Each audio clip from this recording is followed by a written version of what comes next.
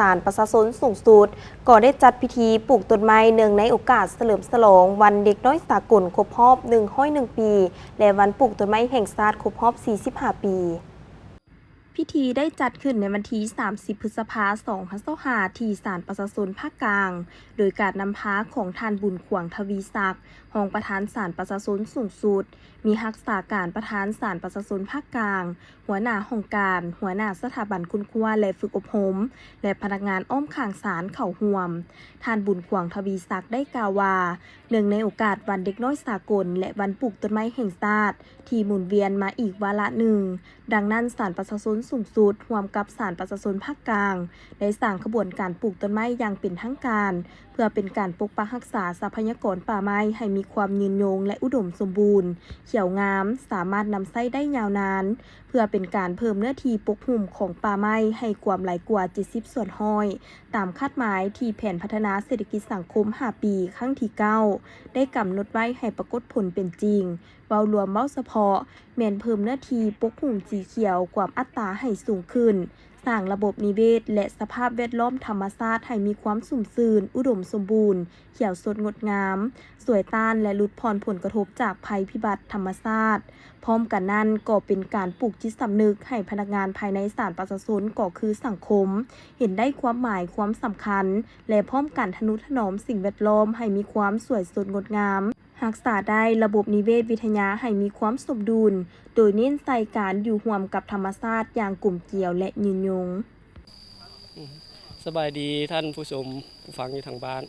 มื้อนี้ศาลประชาชนสูงสุดได้ร่วมกับศาลประชาชนภาคกลางได้จัดตั้งการปลูกต้นไม้เพื่อเฉลิมฉลองวันปลูกต้นไม้แห่งชาติครบรอบ45 ปีและวันเด็กสากลครบรอบ100 ปีซึ่ง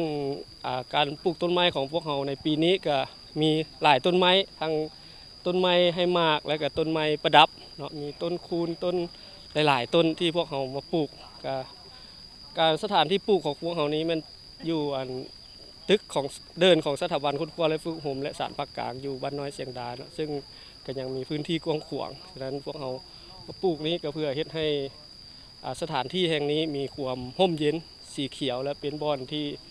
ให้ไอ้น้องพนักงานหรือว่าพ่อแม่ประชาชนที่มาใช้บริการนี้ก็ถือว่าได้พักได้เสายามร่มแล้วก็เฮ็ดให้ห้องการของพวกเขาสีเขียวตามทิศของรัฐบาลหรือนครหลวงเวียงจันทร์ที่ได้กำหนดออกเพื่อสร้างให้ทิศตามทิศสีเขียวเนาะฉะนั้นการปลูกของพวกเขาวันนี้ก็ถือว่าเป็นโอกาสที่ดีที่พวกเขาได้เอาโหมไอ้น้องพนักงานมาปลูกเป็นแต่ละกรมแต่ละภาคส่วนและต่อไปนี้พวกเขาก็สิได้บูรบัตรรักษาเพื่อเฮ็ดให้ต้นไม้นี้เติบใหญ่และก็มีความสวยงามสถานที่แห่งนี้ฉะนั้นเนื่องในโอกาสวันปลูกต้นไม้แห่งชาติและวันเด็กสากลนี้ข้าพเจ้าก็อยากเชิญชวนพ่อแม่พี่น้องประชาชนทั้งเบิดในทั่วประเทศนี่แหละและทุกภาคส่วนให้พร้อมพากันปลูกต้นไม้เพื่อเฮ็ดให้ประเทศพวกเรามีป่าไม้ปกคลุมที่หลายและก็สร้างกักบุนิกให้มันปกคลุมและก็เป็นที่ร่มเย็นและให้ชีวนานาพันธุ์หรือว่าอากาศของพวกเรานี้มีความปลอดภัยเข้มแข็งเนาะฉะนั้นเนื่องในโอกาสวันปลูกต้นไม้แห่งชาตินี้ครับเจ้าก็อยากเรียกร้องและเชิญชวนทุกคนทุกภาคส่วนพ่อแม่ประชาชนมีสถานที่ปลูกก็ให้พร้อมพากันปลูกและพร้อมนี้ก็อวยพรให้พ่อแม่ประชาชนและการนำภาครัฐจงมีสุขภาพเข้มแข็งและพร้อมพากันม่วนซื่นในวันเด็กน้อยสากลและปลูกต้นไม้แห่งชาติในปีนี้ขอบใจ